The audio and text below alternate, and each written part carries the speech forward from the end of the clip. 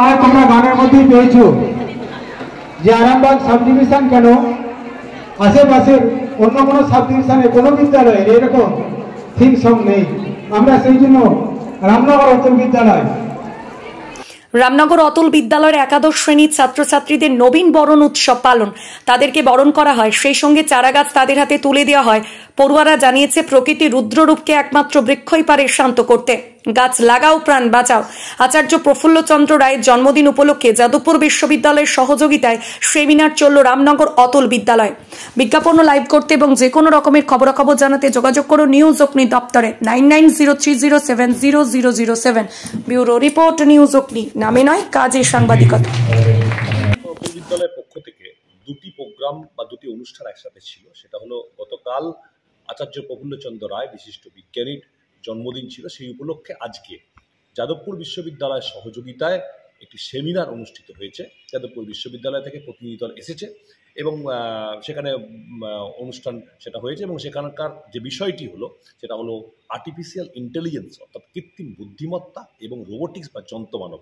এটা নিয়ে বিভিন্ন বিদ্যালয়, খানাকুলের বিভিন্ন বিদ্যালয়ের ছাত্রছাত্রীরা এসে উপস্থিত হয় এবং একটি সেমিনার এবং হাতে কলমে কীভাবে রোবট তৈরি করবে তার প্রশিক্ষণ শিবির করা হয়, অবশ্যই যাদবপুর বিশ্ববিদ্যালয়ের সহযোগিতায়। এছাড়াও ছিল একাদশ শ্রেণীর নবাগত ছাত্রছাত্রীদের বরণ, অর্থাৎ নবীন বরণ ছিল। কিন্তু নবীন বরণের বিশেষত্ব যেটা ছিল সেটা কি না, আসলে আমরা বরণ করেছি অন্য কিছু দিয়ে নয়, বরণ করেছি গাছ দিয়ে, ছোট্ট ছোট্ট চারা গাছ দিয়ে বরণ করেছি। ওরাও চারা গাছ, ওদেরকে চারা গাছ দিয়ে বরণ করে এবং এই বৃক্ষগুলো রোপণ করে লালন পালন করার কথা বলা হয়েছে। কারণ প্রকৃতির যে রুদ্ররূপ আমরা প্রতিনিয়ত দেখতে পাচ্ছি বিভিন্ন ক্ষেত্রে, কখনো পাহাড়ে কখনো নদীতে, সেই রুদ্ররূপকে শান্ত করতে পারে একমাত্র বৃক্ষই। সেই জন্যে এটা তাদের সচেতনতার বার্তা দেওয়ার জন্য এই অনুষ্ঠানটি করা হয়। এইভাবে দুটো অনুষ্ঠান সুন্দরভাবে সাফল্যের সঙ্গে করা হয়। নমস্কার, অমিত কুমার আড্ড, প্রধান শিক্ষক, রামনগর বিদ্যালয়। আজ 10রা আগস্ট আচার্য প্রফুল্লচন্দ্র রায়ের জন্মদিন। ঠিক এই দিনটাতেই আর্টিফিশিয়াল ইন্টেলিজেন্স অ্যান্ড রোবোটিক্স নিয়ে রামনগর অতুল বিদ্যালয়ের যে সেমিনার এবং তার যে উদ্যোগ, তাই আমি যাদবপুর বিশ্ববিদ্যালয়ের কম্পিউটার সায়েন্স বিভাগের অধ্যাপক দিগন্ত সাহা উদ্যোক্তাদের সাধুবাদ জানাই। কৃত্রিম বুদ্ধিমত্তা মানে মেশিনকে আর্টিফিশিয়ালি কৃত্রিমভাবে বুদ্ধি দান করা।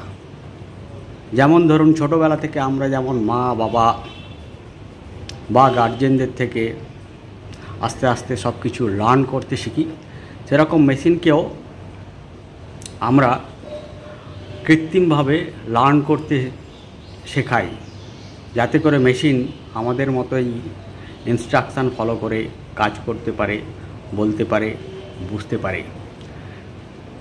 তাই রিসার্চ দিনের পর দিন এমনভাবে বেড়ে চলেছে, এই কৃত্রিম বুদ্ধিমত্তার ওপরে হয়তো একদিন দেখা যাবে মেশিন আমাদের চেয়েও বেশি বুদ্ধিমান হয়ে গেছে।